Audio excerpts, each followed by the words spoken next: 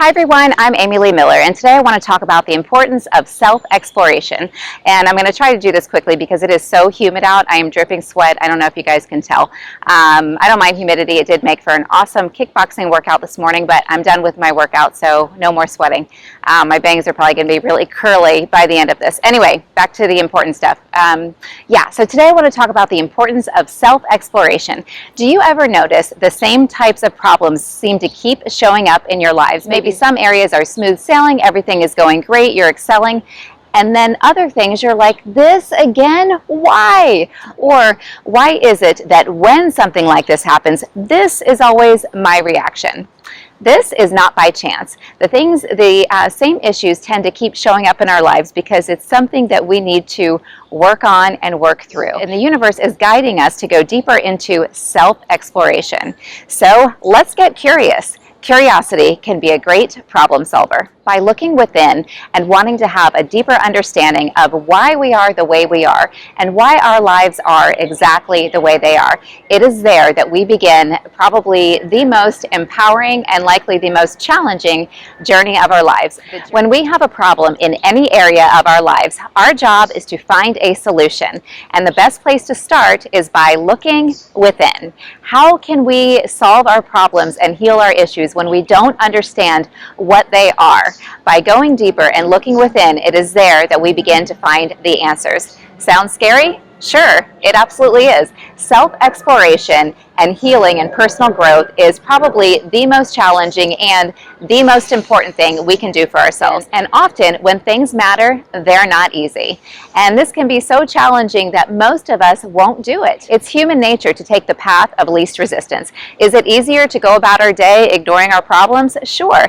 But then what happens is they grow bigger and bigger and continue to manifest by showing up in different areas of our lives. There's a quote I don't have exactly quite right, but something to the effect of, we can stay uncomfortable or do the hard work to create change.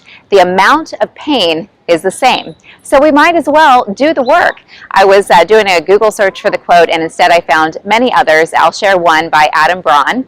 True self-discovery begins where our comfort zone ends. Nothing worth attaining is easy, and that's why we feel so great when we achieve something that's challenging. And I think one of the things that's challenging for many of us is to achieve true happiness. So what is happiness? I looked it up and it said the state of being content. So what does it mean to be content? I looked that up and it said a feeling peaceful or satisfied. Are we ever really truly satisfied? Maybe, until we want the next thing, and it's human nature to always want more, and I think it's a good thing to always strive to be better, to be our best. But the feeling of peace, that is something that resonates with me. And when we're walking around carrying these little underlying annoyances, or when we maybe feel badly later about our reaction to something, we're not feeling peaceful. But if we can begin to look deeper and go within to understanding what the problem is exactly and why it's there, this is a step in beginning to heal so that we can ultimately feel peaceful. I'm going to look like I have a perm by the end of this video. My hair is getting curlier by the moment. Often the same problems keep showing up in our lives because of an experience so painful we likely blocked it out. We don't remember. Problems are not easy to deal with. Otherwise, they would not be a problem. So if we have challenges dealing with our problems as adults, imagine how kids deal with their problems. Not very well. They deal with them by forming coping mechanisms. If you can think back to your childhood and perhaps a very painful or traumatic event that happened, sit alone and close your eyes and really go back there and try to remember that moment. Watch yourself, your childhood self, in your mind's eye as your adult self. And remember where you were sitting, standing, what you were thinking, what you were saying, how you were feeling, what you were needing and wanting. What will likely happen is memories that you blocked out will surface, and then what will happen is the same pain you felt back then around that triggering event will also surface, and you will feel it again as if it is happening right now in this moment. So back to the coping mechanism that I mentioned before, that what we do as children to deal with problems.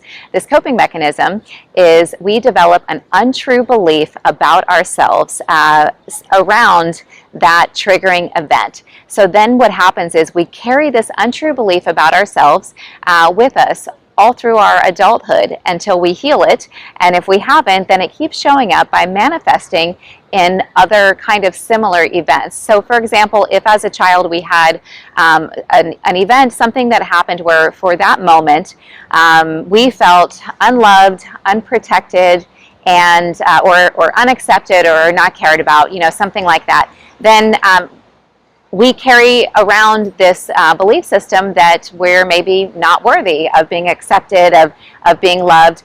And so when a present day similar triggering event happens, like maybe, for example, a short-lived relationship doesn't work out, that can trigger that same kind of emotion. So even though it was a short-lived relationship and it's illogical to think that because that didn't work out, we're unloved, we're not safe, and we're not protected in this world, and we're not worthy of having someone love and value and accept us, that is illogical. But we will evoke that same emotion, and these kind of events will keep happening throughout our lives until we go back and look within and heal and switch, kind of undo that untrue belief system. And when we look within and begin that challenging journey of trying to have a deeper understanding of what it is that's bothering us and exactly why, what happened, and what untrue belief about ourselves did we form that is now showing up and causing us pain and holding us back in our lives.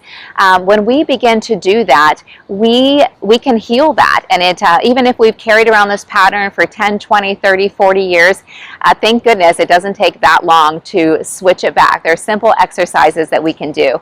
But first we have to understand what the challenge is. But once we begin to heal that, we can then change our outward trajectory, and then the same issues will stop showing up. We'll still have challenges and we'll still want greater things, but we will then be able to move forward in our lives with a feeling of greater peace and happiness. Greater things come to us through the journey of self-exploration.